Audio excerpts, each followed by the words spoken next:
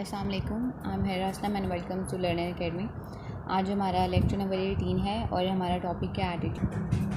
Attitude जो है वो मेंटल पोजीशन होती है किसी भी इंडिविजुअल की in relative to his way of thinking. किस तरह से सोचते हैं, किस तरह से बिहेव करते हैं, किस तरह से चीज़ों को लर्न करते हैं। ठीक है, it is basically somebody or something, how a person thinks about somebody and something, or the way she or he behaves towards someone। ठीक है, ये किसी भी इंडिविजुअल का पर्सनल व्यू और ओपिनियन होता है किसी भी चीज़ के बारे में। जनरल इमोशनल अप्रोच होती है किसी भी इंडिविजुअल की। ठीक है, पॉजिटिव एटीट्यूड ऑब्वियसली आपकी प्रीडोमिनेंटली पॉजिटिव और ऑप्टिमिस्टिक चीज़ों को रिप्रेजेंट करता है, और फिर ऑपोजिट देखा जाए तो नेगेटिव प्रीडोमिनेंटली पेसिमिस्टिक अप्रोच को जो है वो प्रिडिक्ट करता है। अगर हम कंपोनेंट्स पे आएँ तो एटीट्यूड बेसिकली 3 कंपोनेंट्स पे बेस करता है, जिसमें इमोशनल आता है, इंफॉर्मेशनल आता है, बिहेवियरल आता है। अब जब हम देखते हैं कि एटीट्यूड, यूजुअली ये क्वेश्चन आता है कि एटीट्यूड और बिहेवियर में क्या डिफरेंस होता है, तो behaviour is a component of attitude. ठीक है, बिहेवियर जो है वो एक एटीट्यूड का कंपोनेंट है। Behaviour is a part of attitude including with emotional and informational. ठीक है, इमोशनल कंपोनेंट में आता है आपकी इंडिविजुअल की फीलिंग्स आ जाती हैं किसी भी ऑब्जेक्ट की तरफ, आउटसाइड वर्ल्ड की तरफ। ठीक है, फॉर एग्जाम्पल सेल रिप्रेजेंटेटिव किस तरह से पॉजिटिव मैनर में या नेगेटिव मैनर में किस तरह से बिहेव कर रहा है अपने क्लाइंट के साथ। He feels that the client can do good to him by making purchase, therefore he has a positive emotional component. ठीक है, इन्फॉर्मेशनल में आता है आपके इन्फॉर्मेशन, आइडियाज़ और बिलीव्स किसी भी इंडिविजुअल के बारे में। जैसे कि वही अगर समझता है कि उसका पार्टनर क्रिकेट अच्छी नहीं खेलता है तो वो ऑब्वियसली चार्ज ले लेगा या फिर उससे चार्ज लेने नहीं देगा। The believe play the role of determining the informational conflict. तो हमारे बिलीव्स हैं वो बहुत इंपॉर्टेंट रोल प्ले करते हैं इन्फॉर्मेशनल कंपोनेंट में, यानी कि आपके बिलीव्स और आइडियाज़ किसी भी इंडिविजुअल या आउटर वर्ल्ड के बारे में क्या हैं, ये इमोशनल कंपोनेंट में इन्फॉर्मेशनल कंपोनेंट में आते हैं। उसके बाद आ जाता है behavioural component. It represents how a person actually behaves, किस तरह से बिहेव करते हो। इसमें आपका कॉग्निटिव और इफेक्टिव पार्ट आ जाता है, आपकी थिंकिंग और आपकी वैल्यूज़ और बिलीव्स आ जाते हैं। वैल्यूज़ और बिलीव्स कंबाइंड होते हैं हमारे कॉग्निटिव कंपोनेंट्स के साथ, और फिर ये दोनों कंपोनेंट्स मिलके जो हैं वो हमें लॉन्ग रेंज और परसिस्टेंट मेजरमेंट देते हैं कि हम किस तरह से डील करते हैं आउटर वर्ल्ड के साथ। ठीक है,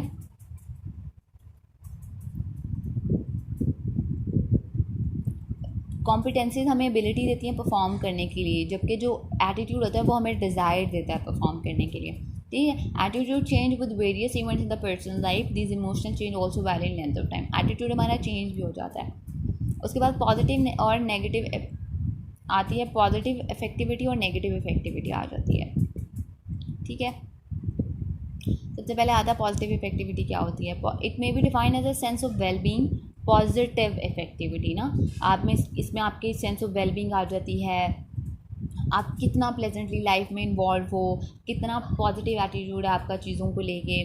ठीक है, पॉजिटिव थिंकिंग है, आप ऑप्टिमिस्ट हो, चीज़ों के बारे में हमेशा उनको पॉजिटिव वे में लेते हो, आप जो प्रॉब्लम्स को एज अ प्रॉब्लम नहीं एज अ चैलेंज लेते हो।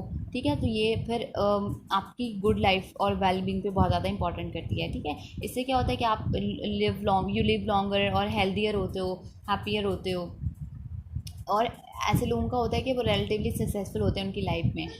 ठीक है, क्योंकि जो पावर है पॉजिटिव थिंकिंग की और पॉजिटिव एटीट्यूड की को अडॉप्ट करने की, वो बहुत ज़्यादा इम्पॉर्टेंट है एक अच्छी ज़िंदगी के लिए।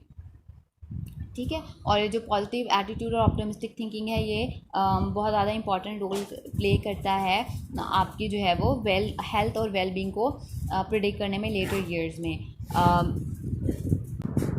यहाँ पे एग्जांपल दी हुई 99 हार्वर्ड ग्रेजुएट्स का जो एनालिसिस किया गया था, और उन्होंने फिर ये स्ट्रॉन्ग को रिलेशन जो है वो देखा था ऑप्टिमिस्टिक थिंकिंग का कॉलेज स्टूडेंट में और गुड हेल्थ में as at the age of 40 और अबव। यानी कि वो कॉलेज एज में कॉलेज स्टूडेंट जो जितने ज़्यादा ऑप्टिमिज्म थे ना, उनकी 40 ईयर्स एज में या उससे अबव में अच्छी हेल्थ थी उनकी। ठीक है, उसके बाद पॉजिटिव साइकोलॉजी में भी इन चीज़ों को देखा जाता है। क्रिस्टोफर पीटरसन कहते हैं कि optimism has demonstrable benefits and pessimism has drawbacks. He goes on thus to say, optimism has been linked to positive mood and good morale, to perseverance and effective problem solving, to academic, athletic, military, occupational and political success, to popularity, to good health and even to long life and freedom from trauma. यानी कि सिर्फ एक आपका positive thinking करना और चीज़ों को positive way में लेना इतने लास्ट लॉन्ग इफ़ेक्ट जो है वो आपकी लाइफ पे करता है. Even if a person has been a pessimist, negative thinking for years, obviously, but it is never too late to change your thinking habits. आप पॉजिटिव एटीट्यूड को किसी भी टाइम पे अडॉप्ट कर सकते हो. ठीक है.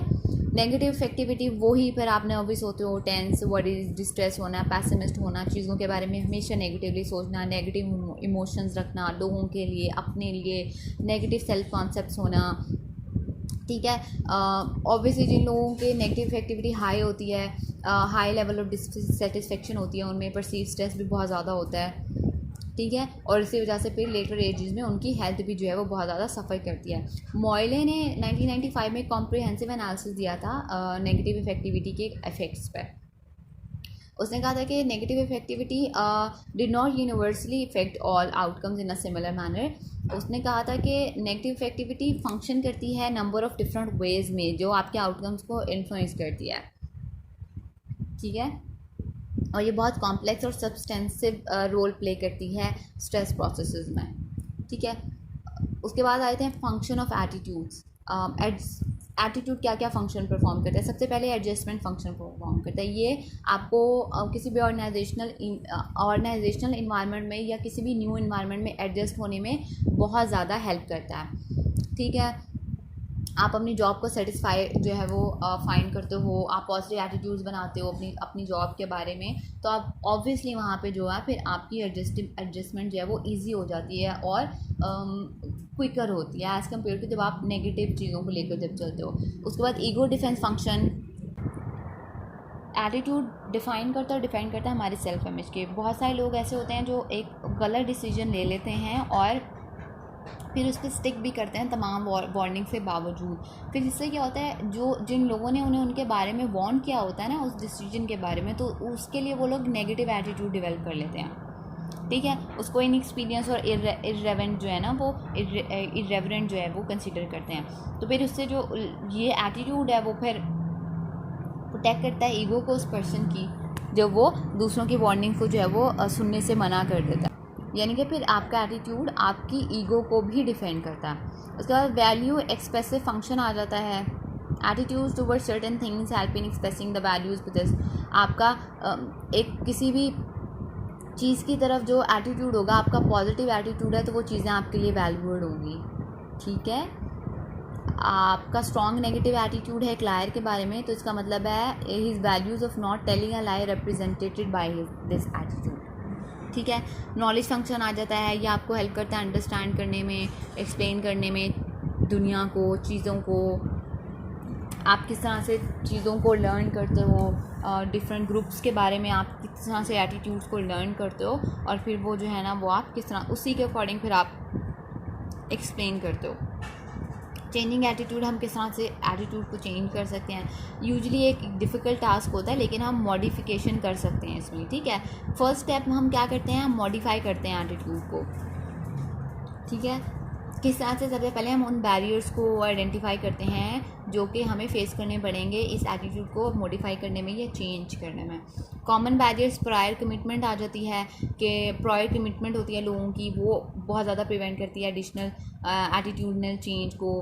कि भी आप सर्टन बिलीव्स होते हैं आपके ना ऑलरेडी, जैसे कि ग्रेजुएट है फॉरेन यूनिवर्सिटी से, उसको सूटेबल कंसीडर किया जाएगा नंबर ऑफ़ जॉब्स पे respective of interest and aptitude. उसको ये कंसिडर किया जाएगा क्योंकि फॉरेन यूनिवर्सिटी से आए तो ज़्यादा क्वालिफाइड पर्सन है. ठीक है. ये आपके ऑर्गेनाइजेशन के लिए हार्मफुल हो सकता है लेकिन ये एक प्रायर कमिटमेंट है हायरिंग में. मतलब ये डिस्पोजिशनल कमिटमेंट है ना, कि सोचा हुआ है कि फॉरेन डिग्री होल्डर है तो ऑब्वियसली वो एबल है, वो एलिजिबल है, उसमें ज़्यादा जो है वो ज़्यादा क्वालिफाइड है, ज़्यादा स्किल्ड होगा. इनसफिशेंट इन्फॉर्मेशन, अगर आपके पास एक चीज़ के बारे में इंफॉर्मेशन ही नहीं है आपके पास सफिशिएंट रीजंस ही नहीं है इस एटीट्यूड को चेंज करने में, तो ऑब्वियसली आप उससे चेंज नहीं कर सकते। हम किस तरह से चेंज कर सकते हैं एटीट्यूड को? सबसे पहले आप अपनी प्रायर कमिटमेंट्स को ब्रेक कर दें, ठीक है। अनकवर करें उन हिडन एजेंडाज को, ठीक है। एक्सप्लोर करें न्यू अपॉर्चुनिटीज़ को, और फिर जो है ना वो प्रायर कमिटमेंट को ब्रेक करके इन चीज़ों को अडॉप्ट करें। प्रोवाइड न्यू डिफरेंट इन्फॉर्मेशन, यानी कि न्यू इन्फॉर्मेशन गेन करें। आपके पास इतनी सफिशिएंट इन्फॉर्मेशन होनी चाहिए कि भाई क्यों ये एटीट्यूड चेंज करना चाहिए, तो आप जो है ना वो उसको फिर कर सकते हो। कम्युनिकेट करें चेंज इनिशिएटिव्स को, फिर उन्हें इम्प्लीमेंट करें। उसके बाद फियर और पनिशमेंट को यूज़ करें। Fear can be positive if we take the time to frame it correctly. Fear को हम अगर उसको टाइमली उसको फ्रेम करें तो वो हमारे लिए पॉजिटिव काम भी कर सकता है। आप फियर और पनिशमेंट को यूज़ करें अनफेवरेबल बिहेवियर्स या एटीट्यूड्स को अनलर्न करने में, उन्हें जो है वो चेंज करने में। इन्फ्लुएंस, फ्रेंड और फैमिली बहुत ज़्यादा इन्फ्लुएंस करते हैं। अगर आपकी फैमिली आपको सपोर्ट कर रही है, 360 डिग्री असेसमेंट है कि someone can get hit over the head by people whose opinion after of matter, यानी कि हमारी थिंकिंग को वो लोग बहुत ज़्यादा मेजरली इफेक्ट करते हैं जो हमारी लाइफ में इंपॉर्टेंट होते हैं, जो हमारे लिए मैटर करते हैं, ठीक है। तो अगर हमारे फ्रेंड्स और वो पीयर्स हमें इन्फ्लुएंस करते हैं ना, तो वो फिर हमें बहुत ज़्यादा हेल्पफुल होता है एटीट्यूड को चेंज करने में। उसके बाद आया था साइकोथेरेपी। साइकोथेरेपी एक्चुअली ट्रीटमेंट है मेंटल और इमोशनल डिसऑर्डर्स का, जिसमें हम साइकोलॉजिकल मेथड्स को यूज़ करते हैं। इसमें साइकोलॉजिकल इंटरवेंशंस नहीं हम यूज़ करते, जैसे कि ड्रग थेरेपी हो जाती है, कन्वल्सिव थेरेपी हो जाती है, या फिर different kind of other therapies हो जाती हैं, ठीक है। लेकिन इसमें हम बहुत ज़्यादा कॉम्बिनेशन ऑफ मैथड यूज़ करते हैं। बिहेवियर थेरेपी में हम जो है वो एलिमिनेट करते हैं अनडिज़ायरेबल हैबिट्स को, इरेशनल फियर्स को। ह्यूमनिस्टिक थेरेपी में जो है मोर ऑप्टिमिस्टिक सेंस ऑफ वेलबींग उनमें लेकर आते हैं, ठीक है। सेल्फ फुलफिलमेंट की चीज़ लेकर आते हैं। कॉल रॉजर्स, अब्राहम मैस्लो ने जो है वो highly interactive client therapist relationship जो है वो डेवलप किया था। उन्होंने कहा था कि हमें एक फोस्टर करनी चाहिए सेंस ऑफ सेल्फ अवेयरनेस, हमें क्लाइंट के जो इनर पोटेंशियल है उनको जो है वो अप्रेस करना चाहिए। उसके बाद कॉग्निटिव थेरेपी जो हैं वो नेगेटिव थॉट्स जो इरेशनल होती हैं उनको रिकन्स्ट्रक्ट करने में हेल्पफुल करती हैं, पॉजिटिव वन के साथ, कंस्ट्रक्टिव आइडियाज़ के साथ उन्हें रिप्लेस करने में, जैसे कि एल्बर्ट एलिस ने रेशनल इमोटिव थेरेपी यूज़ की थी, ठीक है। और साइकोथेरेपी ब्रीफ भी हो सकती है, लास्ट जो कि फ्यू सेशंस तक चलती है, और वो एक्सटेंडेड भी हो सकती है मैनी ईयर्स तक। आप मोर देन वन क्लाइंट को भी इन्वॉल्व कर सकते हैं। मैरिज और फैमिली काउंसलिंग में आप एक से ज़्यादा थेरेपीज़ का कॉम्बिनेशन भी यूज़ कर सकते हैं, ठीक है। तो ये क्लाइंट की जो है वो नीड्स पे बेस करता है। उसके बाद cooperate involve in decision making, आप लोगों का giving people whose attitude is deviant from the non leadership objective. कुछ लोगों का ये होता है कि वो जो लोग उनकी लाइफ में होते हैं वो उनकी ओपिनियन को इतना जो है वो नहीं इम्पोर्टेंस देते हैं एज़ कम्पेयर टू अदर, ठीक है।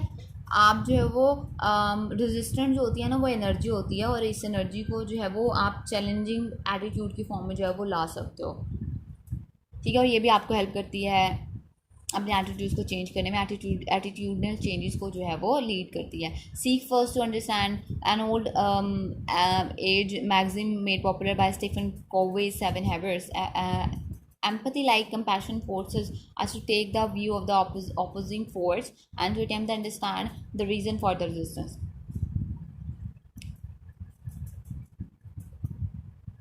आप खुद अंडरस्टैंड करें चीज़ों को, ठीक है। सीक फर्स्ट टू अंडरस्टैंड, आप एम्पैथी लेकर आएँ अपने अंदर, लोगों के पॉइंट ऑफ व्यू को उनके according, putting yourself in someone else boot, आप दूसरों की जगह पे रख के खुद को सोचें और अंडरस्टैंड करें, ठीक है।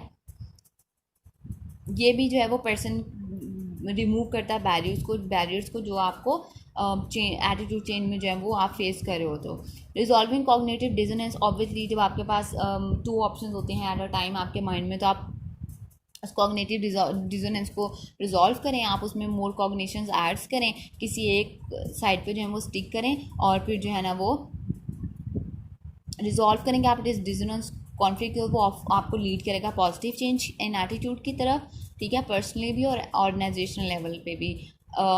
इस किस्म के बिहेवियर वर्क करते हैं, आपको प्रोटेक्ट करते हैं फॉल्टी बिहेवियर्स के साथ, हेल्प करते हैं कि आप अंडरस्टैंड करें कॉन्फ्लिक्ट को बिटवीन देयर एटीट्यूड और बिहेवियर को, जो कि आपको फिर पॉजिटिव चेंज की तरफ जो है वो लीड कर सकता है।